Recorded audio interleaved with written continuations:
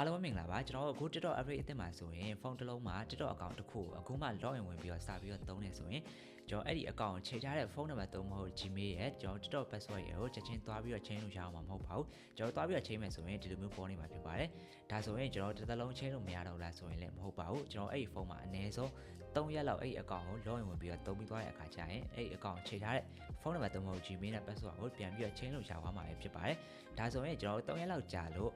password နဲ့ Gmail ချင်းလို့ရပြီဆိုရင်ဘယ်လိုမျိုးချင်းရမလဲဆိုတော့ကျွန်တော်ဒီနေ့ဗီဒီယိုလေးမှာရှင်းပြပေးသွားမှာဖြစ်ပါတယ်အဓိကကတော့ကျွန်တော်စီကနေပြီးတော့ account ဝယ်သွားတဲ့ customer တွေ Gmail ချင်းရတာအခက်အခဲဖြစ်နေရ password ချင်းရတာအခက်အခဲဖြစ်နေရမျိုးဖြစ်တဲ့အတွက်ကျွန်တော်ဒီဗီဒီယိုလေးလုပ်ပေးလိုက်ခြင်းပဲဖြစ်ပါတယ်ကျွန်တော်အရင်ဆုံး password ကိုသွားပြီးတော့ချိန်ကြည့်ပါမယ် password ချင်းလို့ရပြီဆိုရင်တော့ Gmail နဲ့ချင်းလို့ရပြီပဲဖြစ်ပါတယ်ဒါဆိုရင်ကျွန်တော် password ချင်းဖို့အတွက်ညာဘက်အပေါ်ထောင်းမှာရှိရဲ့အကြောင်းလေး၃ကြောင်းနှိပ်လိုက်ပါပြီးတော့ရင်တော့ကျွန်တော်အောက်ဆုံးမှာရှိရဲ့ setting and privacy ကိုနှိပ်လိုက်ပါ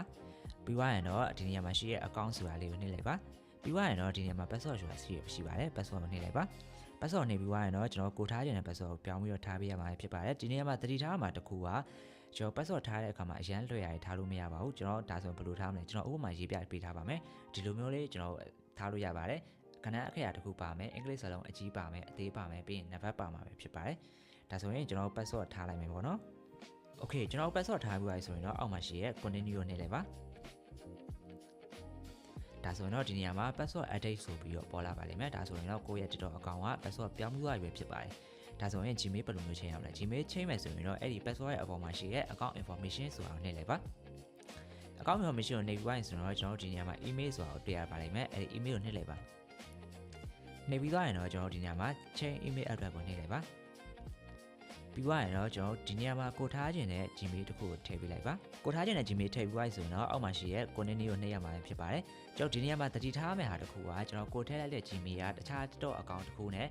မချိန်ထားဖို့အတွက်လိုအပ်ပါတယ်တခြား account နဲ့ချိန်ထားမယ်ဆိုရင်ဒီ Gmail ကချိန်လို့ရတော့မှာမဟုတ်ပါဘူးများတော့ဆိုတော့ကျွန်တော်ဘယ်လိုမျိုးလုပ်ရမလဲဆိုရင်အဲ့ဒီတခြား account မှာချိန်ထားရဆိုရင်တခြား account မှာချိန်ထားတာကိုသွားပြီးတော့ဖြုတ်လိုက်ပါဖြုတ်ပြီးတော့ဒီမှာလာပြီးတော့ထည့်ရပါတယ်ကျွန်တော် Gmail အသစ်ဖြစ်စရာမလိုပါဘူးအဓိကကြတော့ကျွန်တော်တခြား TikTok account တစ်ခုနဲ့မချိန်ထားဖို့ပဲလိုပါတယ်ပြီးတော့ရင်တော့ continue ကိုနှိပ်လိုက်ပါဒါဆိုရင်တော့ကျွန်တော်ကိုအသစ်ထည့်လိုက်တဲ့ Gmail ကိုကုတ်နံပါတ်သွားကြမှာဖြစ်ပါတယ်ဒါဆိုရင်ကြာလာတဲ့ကုတ်နံပါတ်လေးထည့်ပေးလိုက်ပါထည့်ပြီးတော့ရင်တော့ဒီမှာ email update ဆိုပြီးတော့ပေါ်လာမှာဖြစ်ပါတယ်ဒါဆိုရင်တော့ကိုရဲ့ Gmail ကပြောင်းသွားပြီပဲဖြစ်ပါတယ်အားလုံးပဲနားလည်ကြမယ်လို့ထင်ပါတယ်တခြားသိချင်တာရှင်လည်း comment မှာဝင်ပြီးတော့မေးသွားလို့ရပါတယ်ကျွန်တော်ကတော့ social feed မှာပဲဖြစ်ပါတယ်